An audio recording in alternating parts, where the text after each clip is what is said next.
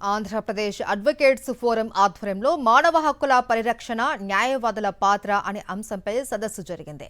Forum రాష్ట్ర convener B Ashok Kumar అధ్యక్షతన జరిగిన ఈ సదస్సులో కేంద్ర సమాచార హక్కు చట్టం మాజీ కమిషనర్ మాడభూషి శ్రీధర్, ఉమ్మడి ఏపీ హైకోర్టు విశ్రాంత న్యాయమూర్తి జస్టిస్ బి చంద్రకుమార్, విద్యావేత్త, సామాజిక విశ్లేషకులు డాక్టర్ వసుంధర, మాజీ ఐఏఎస్ లిబరేషన్ కాంగ్రెస్ పార్టీ రాష్ట్ర అధ్యక్షులు బి జయకుమార్, హైకోర్టు న్యాయవాది మలసాని మనోహర్ రెడ్డి తదితరులు పాల్గొన్నారు. ప్రతి ఒక్కరి హక్కులు పరిరక్షించాలి అన్న ఆలోచనతోనే రాజ్యాంగం రాయవలసి వచ్చిందని, సవివరణతో కూడిన రాజ్యాంగం అమల్లో ఉండగా కొత్త రాజ్యాంగాలు, పుస్తకాల గురించి ఎందుకు మాట్లాడవలసి వస్తోందని ప్రశ్నించారు. రాజ్యాంగంపై ప్రమాణం చేసి అధికారం చేపట్టిన ప్రజాప్రతినిధులు రాజ్యాంగాలు ప్రయోగిస్తాం, అమలు చేస్తాము అంటే అది ఖచ్చితంగా రాజ్యాంగ ఉల్లంఘన కిందకు వస్తుందని, వీరిపై కేసులు నమోదు చేసి జైల్లో పెట్టాలి అని ముక్త కంఠంతో కోరారు.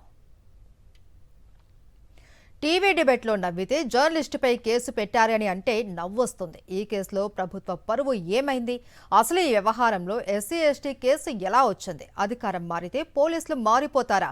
పోలీసులే చంపుకుంటూ పోతే ఇక హక్కుల గతి ఏమిటి? హక్కులు పరిరక్షించుకుంటూ రాజ్యాంగాన్ని పరిరక్షించుకోవాలి అన్నారు కేంద్ర సమాచార హక్కు చట్టం మాజీ కమిషనర్ మాడభూషి శ్రీధర్. ప్రభుత్వం తీసుకొచ్చిన P4 విధానం పూర్తిగా అశాస్త్రీయమైనది. ఇది పేద ప్రజల ఆత్మాభిమానాన్ని దెబ్బతీయడమే తప్ప మరొకటి కాదు అన్నారు డాక్టర్ వసుంధర. ఇలాంటి విషయాలను న్యాయవాదులు ఖండించాలి అన్నారు. చాలామంది మీ దారిలో నడవాలి. ఎందుకంటే గవర్నమెంట్ సర్వీస్ తర్వాత మనం హ్యాపీ అయిపోయాం, మనం సెటిల్ అయిపోయాం, మన పిల్లలు సెటిల్ అయిపోయారని చాలామంది రెస్ట్ తీసుకుంటున్నారు. కానీ మన ప్రజెంట్ సొసైటీ మనం రెస్ట్ తీసుకునేంత పరిస్థితి ఇక్కడ లేదేమో ఏపీలో అనిపిస్తుంది నాకు. ఇలాంటి అధికారులు సర్వీస్ తర్వాత మళ్ళీ వచ్చి ఈ సొసైటీని బాగు చేయటానికి ఎంతో కొంత నడుపు బిగిస్తే మాలాంటి వాళ్ళకి ఇన్స్పిరేషన్గా ఉంటుంది. రాబోయే యూత్కి కానీ చాలా ఇన్స్పిరేషన్గా ఉంటుంది సార్. సరే, ఫలాలు ఎలా వస్తాయనే తర్వాత వెళ్తే ముందు మనం ఫైట్ చేయడం అనేది చాలా ఇంపార్టెంట్. సో నేను ఇప్పుడు పాయింట్కి వస్తున్నానండి. ఈ అడ్వకేట్స్ ఫామ్ ద్వారా అట్లా లీగల్ ఫైట్స్ చేసుకుంటూ వచ్చాము. ఈ రోజున ఉన్న ముఖ్య సబ్జెక్ట్ ఏంటయ్యా అంటే మానవ హక్కుల పరిరక్షణ, న్యాయవాదుల పాత్ర. ఎస్, మనకి ఫ్రీడమ్ వచ్చిన కాడి నుంచి అసలు న్యాయవాదుల రోలే మోస్ట్ ఇంపార్టెంట్. వాళ్ళే ఎప్పుడన్నా ఏదన్నా మానవ హక్కులకి భంగం కలిగింది అంటే వీళ్ళు ముందుండి వాటిని సెటరేట్ చేసే పాత్ర వీళ్ళే తీసుకున్నారు ముందు నుంచి. అది ఈ మధ్య కాలంలో కొంచెం తగ్గిందేమో అనిపిస్తుంది. అందుకే వ్యవస్థలన్నీ పక్కదారి పెట్టేస్తున్నాయి.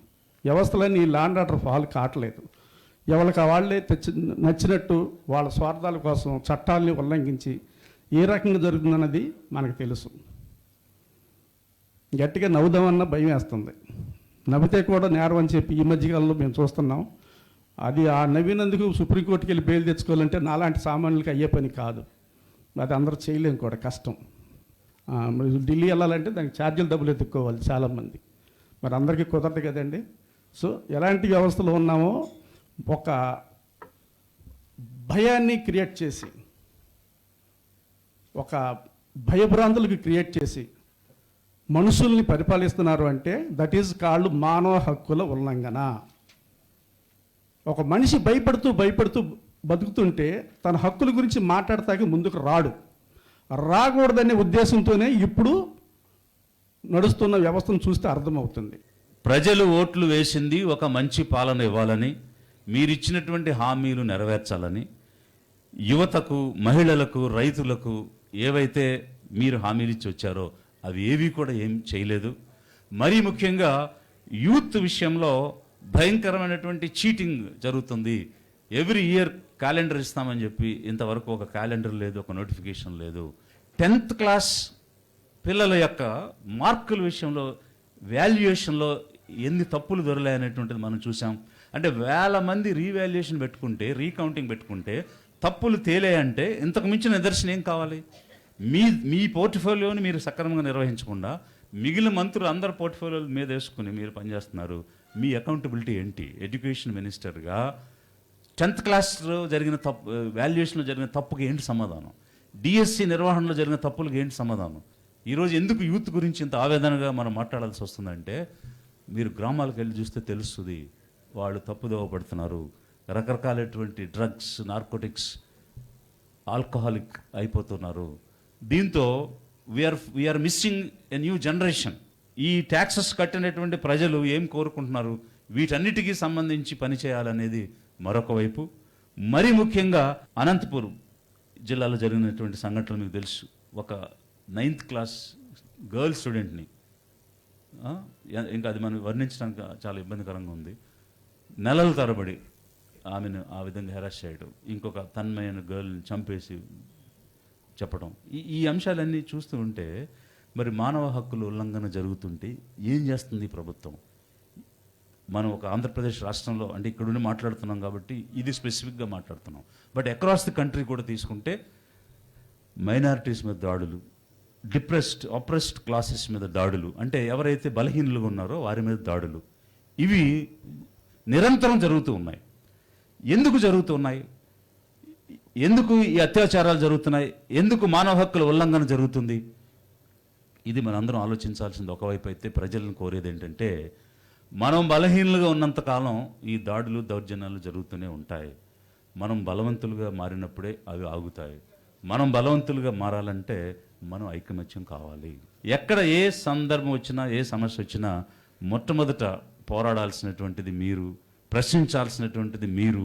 ఈరోజు ఒక ఆలోచనతో మీరు ముందుకొచ్చారు.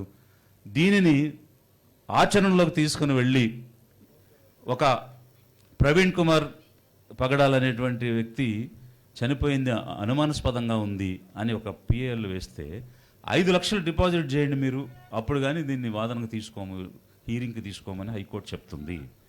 ఇలా అంటే ఒక పబ్లిక్ ఇంట్రెస్ట్ లిటిగేషన్ వేయడానికి మన చట్టం ఏం చెప్తుంది? దానికి అనుగుణంగా మనం పనిచేయాలనంటే ప్రతిదానికి డబ్బుతో ముడిపెట్టి నువ్వు 5 లక్షలు డిపాజిట్ చేస్తేనే నీ కేసు వింటాను అని అంటే ఏం చేయాలి? సామాన్యుడికి న్యాయం ఎలా దొరుకుతుంది? మిమ్మల్ని అందరూ నేను కోరేది ఏంటంటే, ఎక్కడ ఏ కోర్టులో తప్పు జరిగినా, సబ్ కోర్టు అయినా జిల్లా కోర్టు అయినా విచ్చలవిడిగా వాళ్ళని కస్టడీస్లోకి పంపించేసిన సందర్భం ఉన్నా లేకపోయినా, తీవ్రత ఉన్నా లేకపోయినా వాళ్ళని జైల్లోకి పంపించిన, అలా విష్ఫుల్గా వాంటెడ్గా ఎక్కడైనా జరుగుతున్నా దానిని మీరు ఎత్తి చూపాలి. నెక్స్ట్ హయ్యర్ లెవెల్ కోర్టులో దాన్ని అడగాలి. జ్యుడిషియరీలో ఉన్నటువంటి సిస్టంలో నేరుగా ఒక జడ్జి ప్రవర్తన గురించి మనం మాట్లాడడానికి లేదు, దాని గురించి మనం బయట చర్చించడానికి లేదు. కానీ జరిగిన విషయాన్ని ఉన్నత న్యాయస్థానంలో మనం అడగొచ్చు, మాట్లాడవచ్చు, అప్పీలు వేయొచ్చు. అలాంటి అవకాశం, అలాంటి శక్తి మీకుంది కాబట్టి నిర్భయంగా, ఏ రకమైనటువంటి భయాందోళనలు లేకుండా నిజాన్ని గెలిపించే విధంగా, న్యాయాన్ని గెలిపించే విధంగా, ఎంతటి వారినైనా సరే నిలదీసే విధంగా ఆలోచించి నెక్స్ట్ లెవెల్ కోర్టులో మీరు వాదించండి, ప్రశ్నించండి. అలాంటి ఒక చర్య కనుక మీరు చేపట్టగలిగితే రాష్ట్రంలో ఒక మార్పు అనేటువంటిది వస్తుంది. జ్యుడిషియరీ కూడా ఆలోచనలో పడుతుంది. మా ఇష్టం వచ్చినట్టుగా మేము వ్యవహరిస్తే కుదరదు. మేము కూడా పబ్లిక్ ఐస్లో ఉన్నాం. మా ప్రవర్తన, మా నిర్ణయాలు ప్రతి ఒక్కరూ చూస్తున్నారు, చదువుతున్నారు. కాబట్టి మేము మెళుకువతో, జాగరూకతతో మెలగాలి అన్న ఆలోచన వారికి కూడా కల్పించాలి. ఈరోజు కంచె చేను మేస్తే కాపు కాసేది ఎవరు? అలాంటి పరిస్థితిలో మరి తెనాల్లో రోడ్డు మీద పోలీసులే తీసుకెళ్ళి వాళ్ళని కొడితే తప్పు ఒప్పుల గురించి కాదు, అక్కడ జరిగిన ఆటవిక చర్య గురించి నేను మాట్లాడుతున్నా. అది చూసిన సామాన్యుడు ఏమనుకుంటాడు? నాకు డబ్బులు ఇవ్వలేదు కాబట్టి ఆమె చెట్టు కొట్టేయచ్చు అనుకుంటాడు. అందుకే కుప్పంలో ఒక మహిళను వాడి చెట్టు కట్టేసి కొట్టేశాడు. బికాస్ కంచి చేను మేస్తుంది కదా, వాళ్ళు రోడ్డు మీద లాఠీలతో కొడుతున్నారు కదా, అంటే పోలీసులు అట్లా కొట్టినప్పుడు నేను కూడా ఏమైనా కట్టేయచ్చు అనుకున్నాడు. ఇదా మీరు ఇచ్చే సందేశం జనానికి? ఇదా ఈ రాష్ట్రంలో ఉన్నటువంటి సామాన్యులకి ఇచ్చేటువంటి సందేశం? మీరు ఎలాంటి పాలన, ఎలాంటి ఆలోచన, ఎలాంటి విధానాలు ఈ మనుషులకు నేర్పిస్తున్నారు? ఇది ఆలోచించాలని ఒకవైపు ప్రభుత్వాన్ని ప్రశ్నిస్తూ, మనం ప్రజల పక్షాన్ని నిలబడదాం, మనుషుల పక్షాన్ని నిలబడదాం, మానవ హక్కుల కోసం పోరాడదాం. అది ఏ వ్యవస్థ అయినా సరే, అది మీడియా అయినా, ఎగ్జిక్యూటివ్ అయినా, లెజిస్లేచర్ అయినా, జ్యుడిషియరీ అయినా, అన్ని రంగాలలో తప్పు చేసే ప్రతి దాన్ని ఎత్తి చూపించి న్యాయం కోసం పోరాడదాం. అందుకోసం మనందరం సమిష్టిగా నిలబడదాం. హక్కుల రక్షణ, అన్నిటికన్నా సీరియస్ హక్కుల రక్షణ ఏంటంటే జీవిత హక్కు. ఇప్పుడు మీరు ఒక 26 మంది కాశ్మీర్లో చచ్చిపోతుంటే, తర్వాత విమానంలో పడిపోయే వాళ్ళు 260 పైన మందిని చచ్చిపోతూ ఉంటే, నువ్వు ఇష్టం వచ్చినట్టు దాన్ని మెయింటైన్ చేయలేకపోతే ఏమంటారు దాన్ని నిర్వహణ సరిగా చేయకపోతే హక్కు పోయిందా ఉందా? దాని గురించి ఆలోచిస్తున్నారా లేదా? అడుగుతున్నారా లేదా? కాన్స్టిట్యూషన్ ఆఫ్ ఇండియాలో ఉన్నాయి, ప్రాథమిక హక్కులు ఉన్నాయి, ఆల్రెడీ ఉన్నాయి, రాసుకొని ఉన్నాయి. మరి ఇంకా మానవ హక్కులు ఎందుకు అని క్వశ్చన్ వస్తుంది. దానికి ఒక ఆన్సర్ ఏంటంటే, దానికి ఒక జవాబు, దానికి ఒక ఎక్స్ప్లెనేషన్ లాగా ఒక జవాబు ఏమిటంటే, ఒక ప్రభుత్వం దేశాన్ని రక్షించుకోవాల్సిన బాధ్యత కలిగిన ప్రభుత్వం హక్కులను ఉల్లంఘన చేస్తూ ఉంటే అది సీరియస్ వైలెన్స్, అది వైలేషన్ అండ్ వైలెన్స్. ఈ వైలేషన్ అండ్ వైలెన్స్ని వచ్చేదాన్ని మానవ హక్కులను అనుకోవాలి, అర్థమవుతుంది. అంటే ఇప్పుడు పోలీసులు వచ్చి మనం కొడుతున్నారు, ఇంతకుముందు చూపించినాడు ఆయన, 2-3 సార్లు చూసే వరకు నాకే బాధ అయింది. అయ్యో ఇట్లా పెట్టుకోగలమా మనం, ఇట్లా చూసుకోగలమా మనం, గతి ఏమిటని. అతనే జర్నలిస్ట్ అక్కడ పోయి రావాల్సి వచ్చింది, ఢిల్లీకి రావాల్సి వచ్చింది. అంటే అతనికి మానవ హక్కులు లేవా? ఇక ప్రభుత్వమే నా హక్కులను తీసుకుపోతూ ఉంటే ఇది మానవ హక్కు, ఇది అసలైన మానవ హక్కు. ఇప్పుడు ఏదో మనం ఒక విమానం పడిపోయింది. విమానం అంటే ఏదో తప్పు జరిగింది, ఎక్కడో దారుణమైన తప్పు జరిగింది అని అనుకోవచ్చు. దీన్ని ఏమంటారండి? వీళ్ళే చంపుతూ ఉంటే, పోలీసులే చంపుతూ ఉంటే ఏం చేయాలండి వీళ్ళని? ఈ హక్కుల గతి ఏమిటి? ఈ హక్కుల గతి, ఈ ప్రశ్న ఖచ్చితంగా మీరు మిత్రులు అడిగినట్టుగా లాయర్లు కూడా అడగకపోతే మీరు దేని గురించి మీరు ఇక కొట్లాడతారండి? మీరు ఇప్పుడు మీ మీద ఏదో అటాక్ జరుగుతుంది, పోలీసులు అటాక్ చేస్తారు, అప్పుడు మీరు ఏమంటారు వాటిని మీరు సమ్మె చేస్తారు. సమ్మె చేస్తే ఏమవుతుంది? మా హక్కులన్నీ పోతాయి, ఫినిష్. పక్కన ఉన్న వాళ్ళందరి హక్కులు ఫినిష్. మీరు వద్దని కాదు, మీరు చేయొద్దని కాదు, చేస్తారు. మరి ఎట్లా ఇది? How do we struggle, how do we got our rights అనేది క్వశ్చన్ ఇప్పుడు మీ దగ్గర ఉన్నది. అయితే కారణం లేకుండా ఏ మనిషిని కూడా నిర్బంధించడానికి వీలు లేకుండా ఉండే హక్కు అని అంటున్నారు. ఈ హక్కు రాజ్యాంగంలో ఉంది, ఇంటర్నేషనల్ హక్కుల్లో కూడా ఉన్నాయి. ఇంటర్నేషనల్ హక్కులో ఉన్నాయని మనం ఒప్పుకోం, రాజ్యాంగంలోనే ఒప్పుకుని చూడడం. ఒక పోలీసులు మాత్రమే ఆలోచిస్తూ ఉంటారు. ఆ పోలీసులను ఎవరైతే పోలీసులు నడిపించేవాళ్ళు ఎవరు? ఆ పోలీసులు నడిపించేవాళ్ళు. మీరు ఎవరిని పట్టుకోవాలండి? ఆ పక్కన కొట్టిన, ఇంతకుముందు మనం చూపించినప్పుడు కర్ర పట్టుకొని కొడుతున్నాడే, కర్ర పట్టుకున్న వాడొక్కడే నేరస్తుడా? అతని వెనుక వీటన్నిటికీ సపోర్ట్ చేసిన వాళ్ళ సపోర్ట్ లేదా? అది ఆలోచిస్తున్నాం మనం. ఒకవేళ మనం లాయర్లం అయిపోతే, ఒక కాన్స్టిట్యూషన్ ఆఫ్ ఇండియా చదువుకున్న వాళ్ళు అయితే మనం అడుగుతున్నామా ఈ ప్రశ్న? ఎవరైనా అడుగుతున్నామా? ఎవరు ఈ పోలీసులు కొట్టారు కదా మనని, పోలీసుల వెనుక కొట్టింది ఎవరు అడుగుతున్నారు ఈ ప్రశ్న? This is my question. ఇక్కడ వాస్తవంగా చెప్పాలి అంటే మానవ హక్కుల పరిరక్షణలో న్యాయవాదుల పాత్ర అని చెప్పేసి ఇక్కడ సబ్జెక్ట్ ఉంది. నిజంగా చెప్పాలి అంటే మహిళల హక్కులే మానవ హక్కులు, మానవ హక్కులే మహిళల హక్కులు, మానవ హక్కులే ప్రాథమిక హక్కులు అని చెప్పేసి మనందరికీ తెలుసు.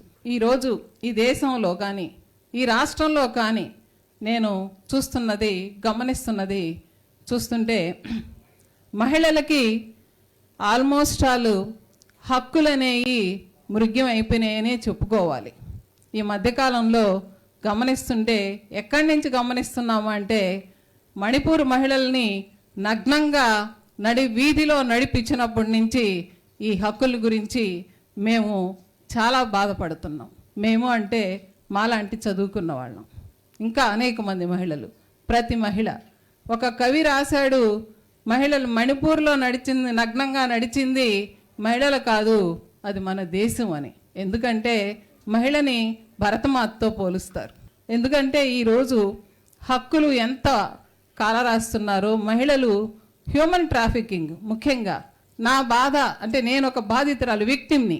కాబట్టి నేను ఎప్పుడైతే విక్టిమ్గా మారానో ఈ సమాజం పట్ల ధైర్యంగా అనేక మంది విక్టిమ్స్తోకి నేను ఒక ప్రేరణ కావాలి అనే ఉద్దేశంతో నా ఉద్యోగానికి చాలా కాలం ఉన్నప్పటికీ నేను రాజీనామా చేసి ఇక్కడికి రావడం జరిగింది. దాడి చేసింది కూడా ఒక ప్రజాప్రతినిధి. కాబట్టి అదే నాకు ఒక ట్రిగర్ అయింది. అంటే ఇంత చదువుకొని ఒక డాక్టరేట్ అయ్యి ఒక ఉన్నతమైనటువంటి వర్గానికి చెందిన నేనే ఇంత సఫర్ అవుతున్నప్పుడు మిగతా మహిళల పరిస్థితి ఏంటి అని. అంటే ఇక్కడ ఎందుకు చెప్తున్నానంటే ఈ మాట, హక్కులు ఉల్లంఘన ఎలా జరుగుతుందనేది తారతమ్యం లేకుండా జరుగుతుందని. మరి అదే ప్రజాప్రతినిధుల్ని తిరిగి ఆనాడు విమర్శించినటువంటి కొంతమంది పెద్దలు తిరిగి వారే సీట్ ఇచ్చి ఎమ్మెల్యేని చేసినటువంటి పరిస్థితి. ఇది నాకు ఒక్కోసారి నవ్వు వస్తూ ఉంటుంది. అంటే మన రాజ్యాంగంలో ఇచ్చినటువంటి ఇది. అంటే ఇక్కడ వాషింగ్ మిషన్ నిర్మాలాగా అవతల రాజకీయ పార్టీలో ఉంటే వారు శత్రువులు, యువతలకు వస్తే వారు పరిశుద్ధాత్మలు. ఇది మొత్తం దేశం నుంచి రాష్ట్రం వరకు జరుగుతూ ఉంది. ఒక పక్షిని మనం పంజరంలో బంధిస్తే ఆ పక్షి ఏ పాట పాడుతుందని అడిగితే పక్షి పంజరంలో ఉన్నా సరే అది స్వేచ్ఛను కోరే పాటే పాడుతుందనేది మనం తెలుసుకోవాలి. ఎందుకనంటే పక్షిని పంజరంలో బంధించినంత మాత్రాన బంధించేటువంటి పాట పాడదు. కాబట్టి హక్కుల ఉల్లంఘన ఎంత జరిగితే, ప్రజలు ఎంత ఒత్తిడికి గురైతే ఖచ్చితంగా తమ హక్కుల కోసం ఖచ్చితంగా వాళ్ళు పోరాడతారు. మాకు ఇచ్చినటువంటి ఇన్విటేషన్లో మన విజయ్ కుమార్ సార్ చెప్పినట్టుగా వేరే పదం ఒకటి ఉంది. అందువల్ల నేను ఆ పదాన్ని గురించి ఊరికి గూగుల్లో సెర్చ్ చేశాను. నాకు చాలా నవ్వు వచ్చింది. అదేంటంటే వాట్ ఈజ్ రెడ్ బుక్ అంటే, రెడ్ బుక్ అనగానే రెడ్ అనడంతో మనకు కొంచెం కమ్యూనిస్టులు వీళ్ళు గుర్తొస్తారు. ఇదేమన్నా దాస్ క్యాపిటల్కి ఏమన్నా వేరే పేరు ఏమన్నా పెట్టారా, మార్క్స్ ఎంగెల్స్ రాసినటువంటి దాస్ క్యాపిటల్కి అని చెప్పి చూస్తే నాకు చాలా విచిత్రమైనటువంటి ఆన్సర్ దొరికింది. ఏంటంటే రెడ్ బుక్ అనేది ఒకటి ఉంది. దాన్ని సిజి జంగ్ అని, కార్ల్ గుస్తావ్ జంగ్ అని ఒక ఆయన స్విస్ మానసికవేత్త 1913 నుంచి 17 వరకు రాశాడు ఆ బుక్. ఒక డైరీ లాగా తన యొక్క మానసిక వ్యాకులతకి. అంటే అదంతా కొంచెం చూడాలి అంటే ఒక పిచ్చి పుస్తకం అనే చెప్పాలి. దాన్ని కొత్త పుస్తకం అని కూడా అంటారు అనమాట. దానికి ఇంకొక పేరు పిచ్చి పుస్తకం అని ఆయనే చెప్పుకున్నాడు. ఎవరు? సిజి జంగే చెప్పుకున్నాడు. ఇది పిచ్చి పుస్తకం, ఇది మామూలు పైన చూసే వాళ్ళకి ఇది పిచ్చి పుస్తకం అన్నాడు. మరి కాకతాళి ఏమో నాకు తెలియదు, కానీ ప్రస్తుతం ఉన్నటువంటి ఈ రాష్ట్రంలో ఆ పుస్తకాన్ని గురించి, అంటే ఆ పేరు ఎందుకనో మరి అనుకోకుండా సదరు ప్రభుత్వంలో ఉన్నటువంటి వారు అనడం, తర్వాత అదొక ప్రిస్టేజియస్గా తీసుకొని ఈరోజు మేము ఇంప్లిమెంట్ చేస్తున్నాం అని చెప్పి అనడం కూడా మంచిది కాదని చెప్పేసి నేను చెప్తా ఉన్నాను. మన మిత్రులు ఒక మంచి కార్యక్రమాన్ని ఇక్కడ ఏర్పాటు చేయడం అనేది జరిగింది. అయితే మీ విజయవాడలో ఏంటంటే అక్కడ హైదరాబాద్ పరిస్థితికి విజయవాడ పరిస్థితికి కొంచెం డిఫరెన్స్గా ఉంటుంది. అంటే వాతావరణం ఇక్కడ, వాతావరణం వేడి, రాజకీయాలు వేడి, ఇక్కడ మనుషులు కూడా వేడి. ఇంకొకటి కూడా చెప్పాలి, కులతత్వం కూడా ఇక్కడ ఎక్కువ వేడి. దాన్ని ఒప్పుకోవాలా మీరు, దాన్ని కూడా మీరు ఒప్పుకోవాలా. అంటే ఒకప్పుడు ఒక అద్భుతమైనటువంటి భావజాలానికి, ఒక అద్భుతమైన భావజాలాన్ని పుట్టించినటువంటి ఈ ప్రాంతంలో ఒక తుచ్చమైన కులతత్వం కూడా ఇలా తలెత్తడం అనేటటువంటిది ఒక రకంగా మనం విచారించదగ్గటువంటి విషయం. మనకి న్యాయవాదులుగా ఈ కార్యక్రమాన్ని ఏర్పాటు చేశారు. ఆంధ్ర అడ్వకేట్స్ అసోసియేషన్ పేరుతోటి మరి ప్రపంచ చరిత్రలో, ముఖ్యంగా మన దేశ చరిత్రలో న్యాయవాదులు ఫ్రీడమ్ స్ట్రగల్లో పాల్గొన్న వాళ్ళందరూ దాదాపు అడ్వకేట్సే, న్యాయవాదులే. కాబట్టి మీ మీద, మన అడ్వకేట్స్ మీద, న్యాయం తెలిసిన వాళ్ళ మీద, చట్టం తెలిసిన వాళ్ళ మీద, భారత రాజ్యాంగం గురించి తెలిసినటువంటి వాళ్ళ మీద ఒక గురుతరమైన బాధ్యత, ఒక ప్రధానమైన బాధ్యత మన మీద ఉంటుంది. దాన్ని మనం ఎలా నెరవేర్చాలి, ఎందుకు నెరవేర్చాలి, దానికి అవసరం ఏంటి అని అంటే ఒకే ఒక విషయం అండి నేను చెప్పదలుచుకున్నది.